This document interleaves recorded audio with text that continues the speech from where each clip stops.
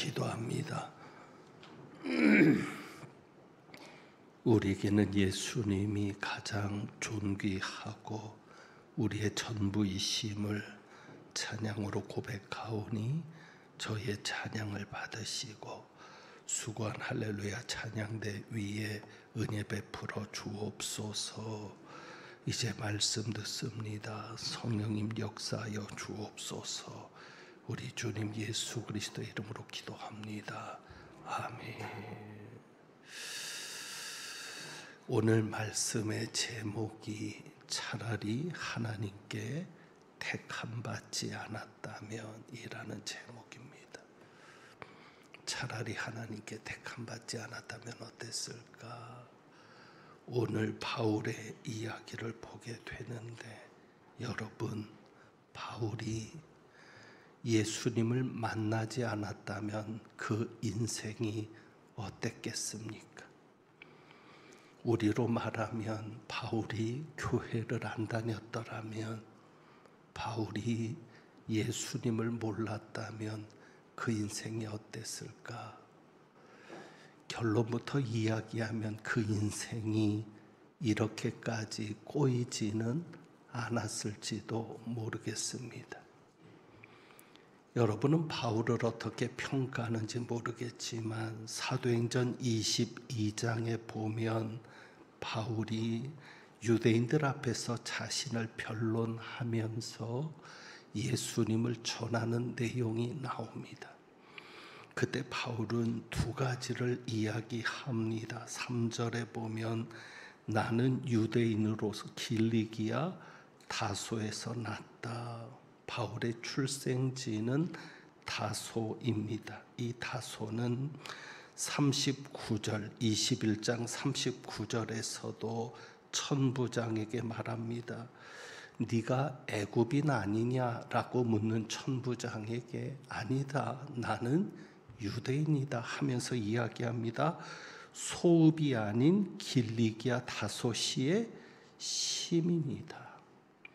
소읍이 아닌, 작은 읍이 아닌 길리기아 다소의 시민이다. 그러니까 바울은 자신의 출생지가 다소라고 하는 것에 대해서 자부심을 가지고 있고, 자부심을 가질 정도로 다소는 좋은 도시입니다. 그래서 다소에서 태어났다라고 하는 사실만으로도 바울이 어떤 배경을 가질 수 있는지를 알 수 있는 것이고, 그래서 바울은 유학을 합니다.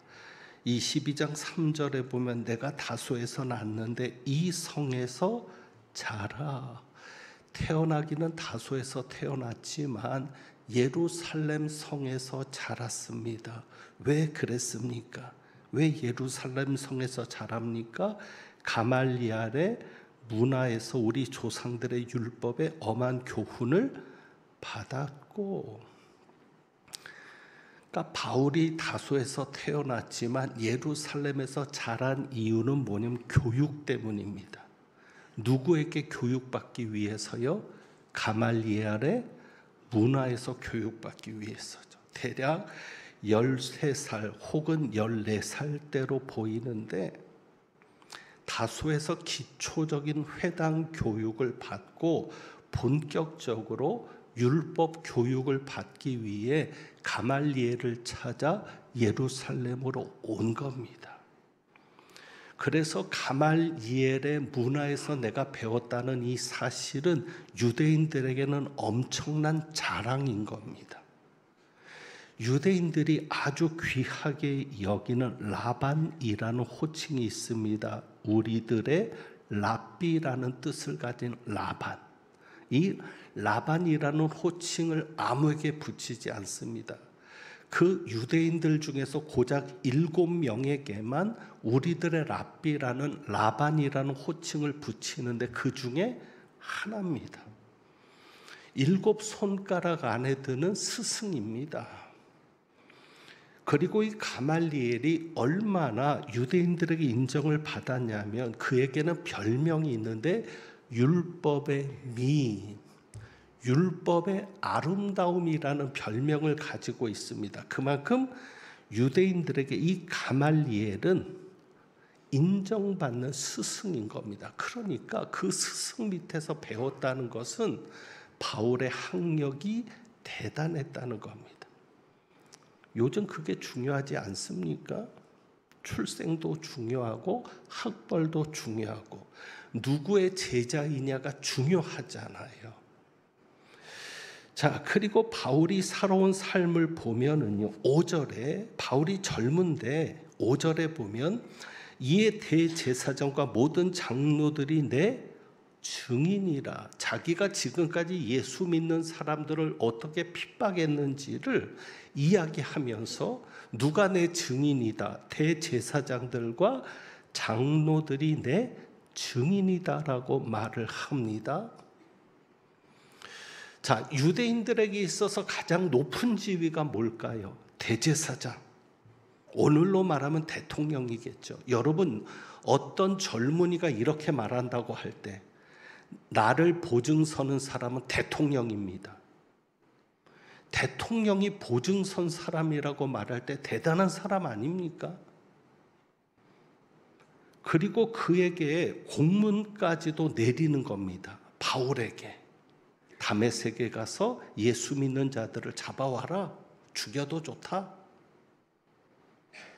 이런 공문까지 내릴 정도로 바울은 대제사장들과 장로들이 보증선 사람이고 일을 맡긴 사람입니다. 쉽게 말하면 중앙정부에도 끈이 있는 연이 닿은 사람이죠. 자, 이런 바울이 예수님을 만났습니다. 예수님을 만나서 22장 15절에 보면 아나니아를 통해서 이렇게 말을 합니다. 다메섹에 있는 제자인 아나니아를 통해서 예수님께서 바울에게 이런 말씀을 주세요. 네가 그를 위하여 모든 사람 앞에서 네가 보고 들은 것의 증인이 되리라. 그를 위하여. 누구를 위하여? 예수님을 위해서. 네가 이제부터 예수님을 위해서 보고 들은 것의 증인이 될 것이다. 그 말씀대로 바울은 증인의 삶을 시작했습니다. 그런데 이 약속, 네가 예수님의 이름을 위해서 예수님의 증인이 될 것이다라는 이 약속이 바울에게는 복입니까? 저주입니까? 우리는 복이라고 생각할 수 있겠죠. 야, 바울이 부름을 받았으니까 사명을 감당하게 됐으니까 복 아니야. 그런데 여러분, 제가 얘기했잖아요. 바울은 예수님을 안 만났으면 잘 나갔을 사람입니다. 집안 좋고 학벌 좋고 한 나라의 리더들도 알고 있고 그런 바울이 얼마나 잘 나갔겠습니까? 그런데 예수님을 만나고 인생이 꼬였습니다. 여러분 같으면 어떻게 생각하시겠습니까? 내가 교회를 안 다녔다면 내 인생이 좀 더 낫지 않았을까? 내가 예수를 안 믿었다면 좀 더 편하게 즐기면서 살 수 있지 않았을까? 내가 교회 일을 안 했다면 하나님께서 내게 주신 사명이라 생각하고 그 일을 하지 않았다면 내 생활은 좀 더 낫지 않았을까? 그런 생각 해보지 않았겠습니까? 여러분 아시는 대로 우리가 사도행전을 지금 쭉 보아왔지만 바울이 예수님을 만나고 그 인생이 폈어요? 꼬였어요? 우리가 볼 땐 꼬인 거예요. 예수님을 만난 이후부터 하루도 편할 날이 없는 겁니다. 바울에게는. 감옥에 갇히고 모욕받고. 자, 오늘은 이런 일까지 겪습니다. 바울이 당한 일을 보면은 27절부터 보죠. 오늘 그냥 쭉 읽어 나가면서 그 일회가 거의 참에 일회는 결례 기간입니다. 그것까지 설명하는 길고요. 아시아로부터 온 유대인들이, 아시아는 에베소를 말하는 것 같습니다. 왜냐하면 29절에 보면 에베소 사람 드로피모를 알아보았기 때문입니다. 에베소에서 유대인들이 예루살렘까지 바울을 쫓아온 거예요. 그래서 성전에서 바울을 보고 어떻게 합니까? 선동을 하는 겁니다. 데모를 일으키는 겁니다. 무리들을 충동해서 바울을 붙잡습니다. 그리고는 외칩니다. 28절이죠. 이스라엘 사람들아 도우라. 이 사람은 각처에서 우리 백성과 율법과 이곳을 비방하여 모든 사람을 가르치는 그 자다. 터무니없는 모함이죠. 세 가지를 건드립니다. 유대인들이 자랑하는 세 가지가 뭐예요? 나는 하나님의 백성이다라는 우리 백성입니다. 하나님의 백성이라는 할례받은 자라는 자부심. 두 번째는 율법. 우리는 하나님께로부터 율법을 받았다. 세 번째는 하나님의 임재를 상징하는 예루살렘 성전. 그런데 뭐라고 모함하는 거예요? 바울이 이 세 가지를 어떻게 했다는 거예요? 비방하며 가르쳤다라는 거죠. 바울이 비방한 적이 있습니까? 유대인들을 비방했습니까? 아닙니다. 유대인이라는 이유만으로는 구원받지 못한다는 얘기를 했죠. 할례받았다고 구원받은 것은 아니라는 얘기를 했죠. 무엇을 믿어야, 누구를 믿어야 구원받는다는 거예요? 예수를 믿어야. 틀린 말 아니잖아요. 율법을 비방했습니까? 아닙니다. 율법을 지켜도 구원받을 수 없다는 거죠. 율법이 구원을 보증해 주지는 못한다는 것이지 율법을 무시한 건 아니죠. 그런데 모함하는 겁니다. 그리고 더욱이 바울을 죽이려는 의도를 가지고 말을 만들어냈는데 28절입니다. 또 헬라인을 데리고 성전에 들어가서 이 거룩한 곳을 더럽혔다. 바울에게 뭐라고 얘기하냐면 이방인을 할례받지 않은 자를 성전에 데리고 들어가서 이 거룩한 성전을 더럽혔다는 거예요. 이거는 죽여도 좋다는 거예요. 왜냐하면 사람들이 오해할 수밖에 없어요. 29절에 보면 에베소 사람 드로비모가 바울과 함께 시내에 있음을 보고, 바울이 예루살렘으로 갈 때 사도행전 20장에 보면 죽음을 각오하고 바울과 동행한 이방인들이 있어요. 각 교회 대표들. 그 중에 한 사람 이름이 드로비모인데, 그러니까 바울이 헬라인들하고 다니는 것은 맞아요. 그런데 원래 언제 그 이방인을 성전 안으로 끌고 들어가서 성전을 더럽혔습니까? 아닙니다. 실제로 이방인들이 성전에 들어갈 수 있어요, 없어요? 있어요. 어디까지? 이방인의 뜰까지는. 그러니까 성전에서 이방인을 봤다고 문제될 게 없어요. 왜? 이방인의 뜰까지는 성전에 들어갈 수 있는데 그 구역을 벗어나서 유대인들만, 할례받은 자만 들어갈 수 있는 구역에 들어가면 죽임을 당하는 것은 맞아요. 하지만 바울이 그렇게 하지 않았잖아요. 결국 이 모함은 뭐예요? 바울을 죽이려는 의도를 가지고 무리들을 선동하는 겁니다. 그래서 바울을 죽이려고 하는 거죠. 여러분, 마귀의 정체는 거짓으로 밝혀집니다.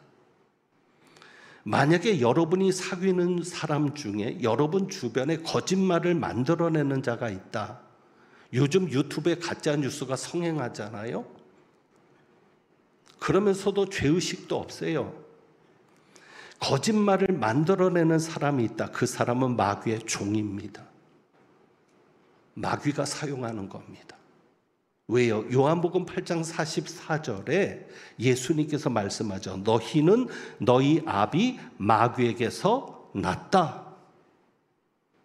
그리고 뭐라고 얘기해요? 마귀는 거짓말장이요 거짓의 아비가 되었다고 말합니다.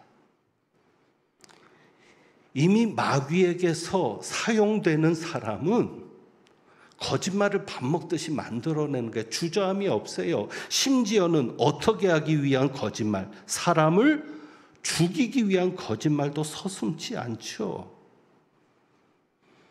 그래서 무리들이 거기에 충동이 돼가지고 30절입니다. 온 성이 소동하여 백성이 달려와 모여 바울을 잡아 성전 밖으로 끌고 나가니, 성전 밖으로 끌고 나가는 겁니다.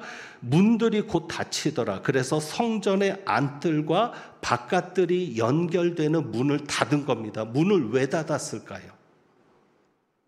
죽이려는 의도가 있는 거예요. 왜? 바울을 죽이면 피가 튀잖아요. 피가 튀는데 그 피가 성전 안에 들어가면 성전이 부정해지니까 바울이 흘린 피가 성전을 더럽히지 못하도록 문을 닫은 겁니다. 그러니 벌써 어떤 의도가 있는 거예요? 바울을 잡아 끌고 갈 때 죽이려는 의도가 있는 거예요. 그래서 31절에 그들이 그를 죽이려 할 때에, 막 죽이려 할 때 천부장에게 그 소문이 들리는 겁니다. 예루살렘이 요란하다. 그래서 그 천부장이 급히 군인들과 백부장들을 거느리고 달려 내려가니, 천부장이 동원된 것도 대단해요. 부하들만 보내도 될 텐데 이 천부장은요 760명의 보병을 데리고 있고, 보병만 760, 기병은 240명. 그러니까 1000명을 거느린 부대 대장이죠. 그런데 그 대장이 직접 출두를 했는데 거기 보시면 32절입니다. 그들이 천부장과 군인들을 보고 무엇을 그치는지라 바울 치기를 그치는지라. 자, 그를 죽이려 할 때가 31절입니다. 그리고 바울 치기를 그치는지라. 그러니까 이 두 구절을 보면 무엇을 알 수 있어요? 바울을 쳤습니다. 바울 치기를 그쳤어요. 근데 바울을 치는데 목적은 죽이려고, 다시 말하면 때려 죽이려고 하는 겁니다. 죽이려고 때리는 겁니다. 집단 구타입니다. 여러분, 바울이 지금 이 상황을 맞아요. 뭐 때문에? 예수 믿은 것 때문에. 예수님이 바울을 찾아오셔서 택한 것 때문에. 모욕을 당하고 감옥에 갇히는 것도 있지만 집단 구타를 당합니다. 한 사람에게 맞는 것도 아프고 서러운데 집단에 둘러싸여서 맞는다? 그것도 죽이려고 때리니까 살살 때리겠습니까?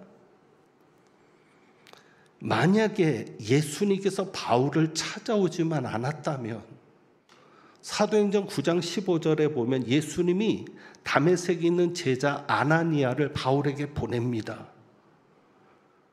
그러면서 아나니아가 주저주저해요. 바울이 그리스도인들을 잡아 죽이는 자니까.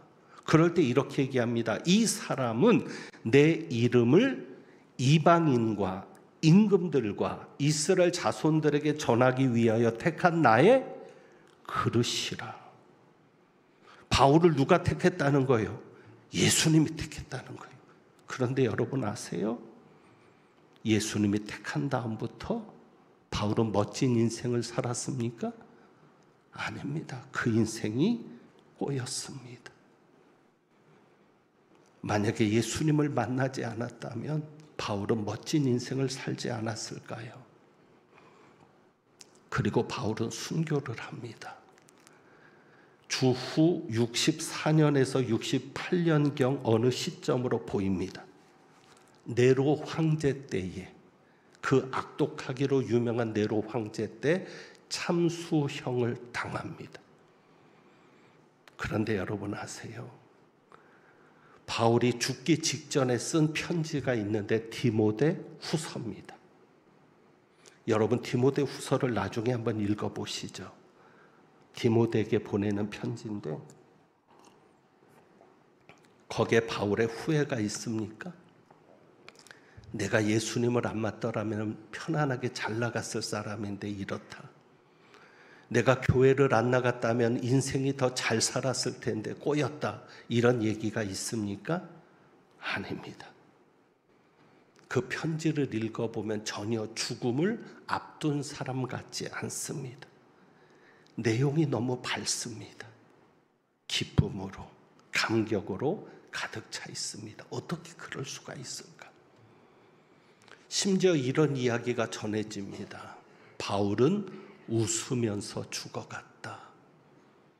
참수형을 당할 때 미소를 띄우며 죽어갔다. 바울이 어떻게 그럴 수 있어요? 여러분 같으면 그럴 수 있겠어요? 내가 예수 믿고 나서 이렇게 되었는데, 하나님이 나를 목사로만 부르지 않았다면 내가 이 꼴은 안 당했을 텐데, 하나님이 나에게 교회에서 이 일만 맡기지 않았어도 내가 이런 일은 안 겪었을 텐데. 그런데 여러분, 바울처럼 기뻐하고 자랑스러워하고 당당하게 죽어갈 수 있겠습니까? 없습니다. 바울은 그 어려운 상황에서도 하나님을 체험합니다. 주님이 하시는 걸 체험합니다. 그것이 두 가지입니다. 하나는 무엇이냐면 천부장을 통해 구원을 하시는 겁니다. 그래서 거기에 보면 천부장과 군인들을 보고 바울 치기를 그치는지라. 자, 드라마나 영화에 보면 이런 장면이죠. 주인공이 분명히 죽을 수밖에 없는 상황이에요. 그러니까 도대체 이 상황에서 어떻게 건질까? 그런데 뜻밖의 인물이 나타납니다. 그게 누구예요? 천부장. 누가 천부장을 통해 바울이 건진받을 거라고 생각했겠어요?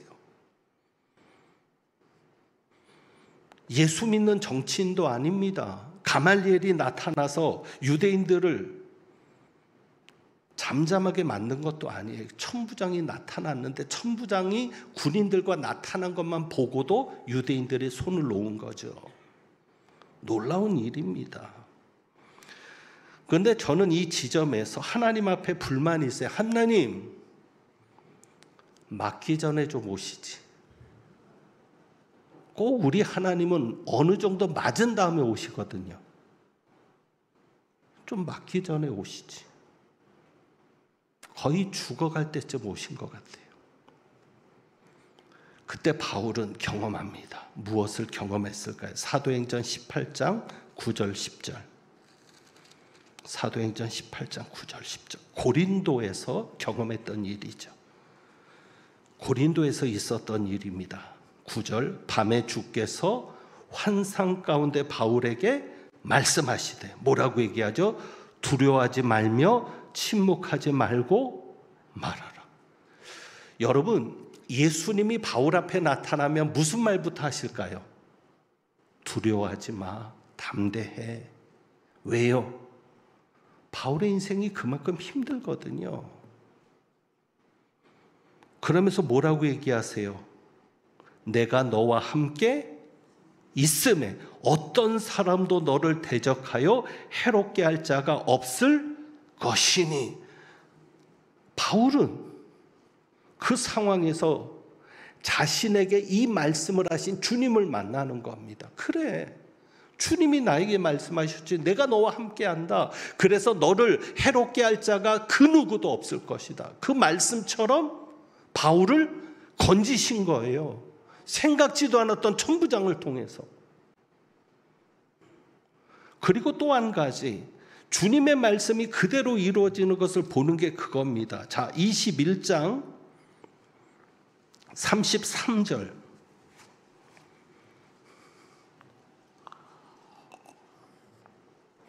이에 천부장이 가까이 가서 바울을 잡아 두 쇠사슬로 결박하라 명하고 그가 누구며 그가 무슨 일을 하였느냐 물으니, 묻는 거는 대중들에게 물은 거예요. 도대체 이 사람이 누군데 너희가 그렇게 소동하냐? 이 사람이 무슨 일을 했냐? 근데 여러 사람들이 막 이 말 저 말 하니까 못 알아들으니까 영내로 데려가라 명령하거든요. 자세한 걸 알기 위해서. 그래서 바울이 건짐을 받는데, 자, 여기서 중요한 게 이겁니다. 33절에 이에 천부장이 가까이 가서 바울을 잡아 어떻게 두 쇠사슬로 결박하라. 그러니까 바울이 죄가 있다는 것으로 생각했어요. 그래서 쇠사슬로 결박해라. 그런데 바울은 자기 몸이 쇠사슬로 묶일 때 주님을 만납니다. 왜요? 주님이 나에게 말씀하셨지. 누구를 통해서요? 우리가 보아왔잖아요. 아가보 선지자. 예루살렘에 흉년이 있을 것, 온 천하에 흉년이 있을 것을 예언했던 아가보 선지자, 그가 바울에게 찾아오지 않습니까? 바울의 허리띠를 가지고 와서는 그것으로 자기 수족을 결박하면서 말했잖아요. 주님께서 나에게 가르쳐 주셨는데 이 띠의 임자를 이렇게 결박해서 끌고 갈 것이라고. 그러니까 사람들이 바울을 만류했던 거예요. 예루살렘으로 가지 말라고. 그런데 바울은 왜 너희가 울면서 얘기해서 내 마음을 아프게 하느냐고. 그리고 나서 얘기하는 게 있어요. 나는 주님을 위해서는 고난 받을 것까지, 그리고는 죽음까지도 두려워하지 않는다. 죽을 것까지도 각오했다. 그러니까 이미 아가보 선지자를 통해서 결박받을 것을 보여주셨어요? 안 보여주셨어요? 보여주신 거예요. 그러니 바울은 예수님께서 말씀하신 대로 되네? 그러면 내가 지금 당하고 있는 이 고통의 과정이 예수님의 계획 안에 있는 거네? 당당할 수밖에 없죠. 주님이 정말 함께 하시네? 주님이 정말 말씀하신 대로 그대로 이루시네? 당당하니까 천부장에게 당당하게 요청을 하는 겁니다. 그래서 37절에 보면 그거예요. 바울이 천부장에게 말하죠. 내가 당신에게 말할 수 있느냐? 천부장은 애굽 사람으로 생각했어요. 4,000명의 자객을 거느리고 소요를 일으켰던 애굽 사람으로 생각해서 잡았는데 헬라 말을 하니까 네가 헬라 말을 아냐? 그러니까 이렇게 얘기하죠. 나는 유대인이다. 그러면서 39절에 청컨대 백성에게 말하기를 허락하라. 그러니까 바울이 정리되는 게 있는 거예요. 그래, 지금 이렇게 어려워지는 것은 주님의 계획 속에 있는데, 그렇다면 내가 때를 얻든지 못 얻든지 복음을 전해야지. 어떻게든지 예수님을 전하려 하는 마음이 있는 겁니다. 그래서 그것조차도 복음을 전할 기회를 삼고 천부장에게 내가 유대인들에게 말할 수 있도록 허락해달라. 그래서 천부장이 허락하잖아요. 그래서 히브리 말로 유대인들에게 말하는 거니까 히브리 말로 22장 1절이죠. 부형들아, 내가 지금 여러분 앞에서 변명하는 말을 들으라. 힘들고 어려운 현실 앞에 후회하지 않고 예수님께서 나를 택한 것에 대해서 불만하지 않고 예수님이 자신을 택하신 목적을 이루기 위해서 당당하게 복음을 전할 기회를 요청하고 있습니다. 멋지지 않습니까? 여러분은 어떻습니까? 예수 믿은 다음에, 교회 나온 다음에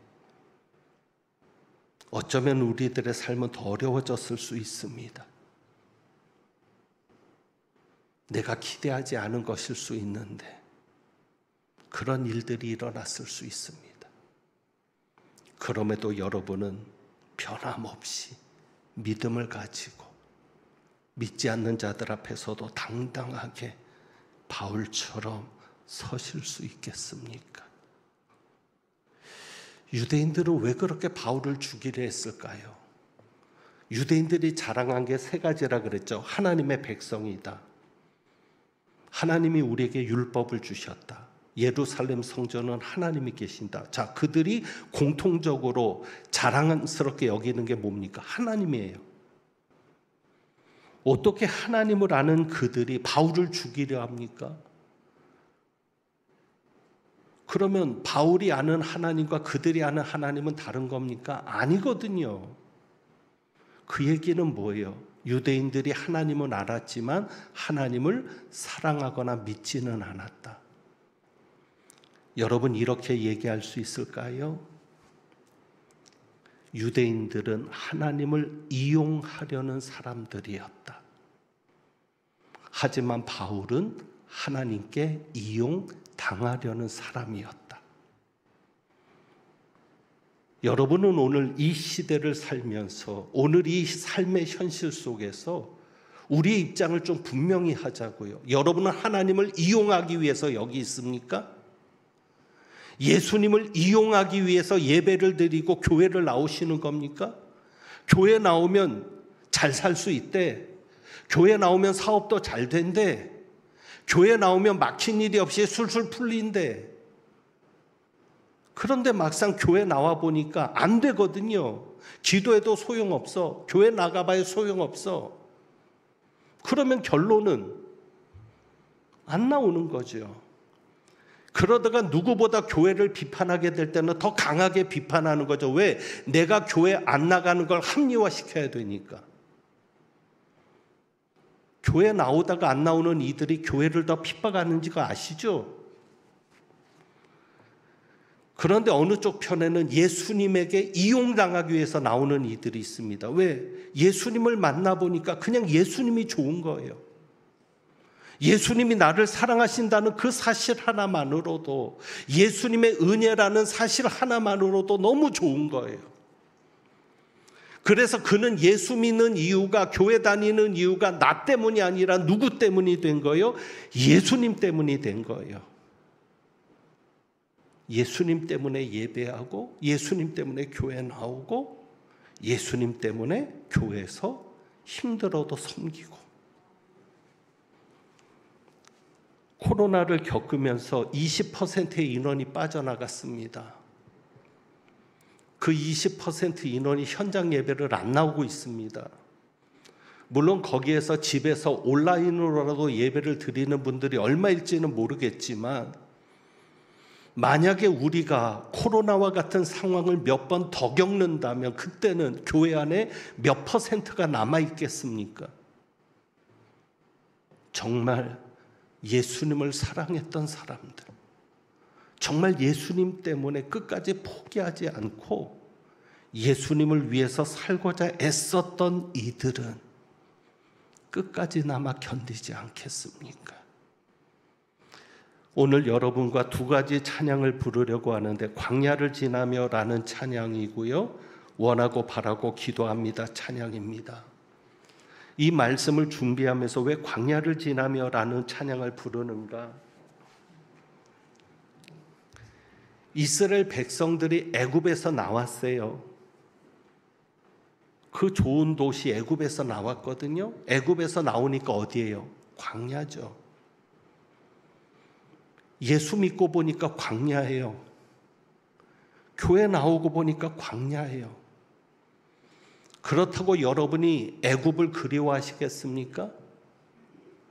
그 애굽의 문화, 애굽의 음식들, 애굽의 즐길 거리들. 중요한 건 애굽에는 하나님이 계시지 않잖아요. 비록 광야지만 주님이 계시잖아요. 우리가 그것을 찬양으로 고백하자고요. 그리고 이 광야는 반드시 지나갑니다. 지나가면 가나안이 있습니다. 우리에게는 가나안이 있잖아요. 오늘 여러분이 이 찬양을 통해서 그것을 확인하시고, 그리고 원하고 바라고 기도합니다. 이 세상을 살아가는 동안에 정말 나의 힘을 의지할 수 없으니까 그냥 기도할 것밖에 없고 낙심하지 말는, 그래서 정말 주님이 내가 되고 내가 주님이 되는, 주님과 하나가 되는 그것을 소망하면서 찬양할 수 있기를 원합니다. 잠깐 기도하고 찬양합니다. 애굽에서 나오지 않았다면 광야는 아니었을지 모르지만, 그래도 우리는 광야에 있음을 기뻐하고 감사합니다. 이 광야가 주님만이 도움이 되시고 주님만이 빛이 되시는 곳이고 주님만이 친구 되시는 곳임을 고백합니다. 주님 손을 놓고는 단 하루도 살 수 없는 곳이 광야인데, 그래서 주님이 우리를 부르셨고 우리와 함께 하시는 줄 믿습니다. 그 믿음으로 끝까지 승리하는 저희들 되게 하옵소서. 우리 주님 예수 그리스도의 이름으로 기도합니다. 아멘. 광야를 지나며와 원하고 바라고 기도합니다. 찬양합니다.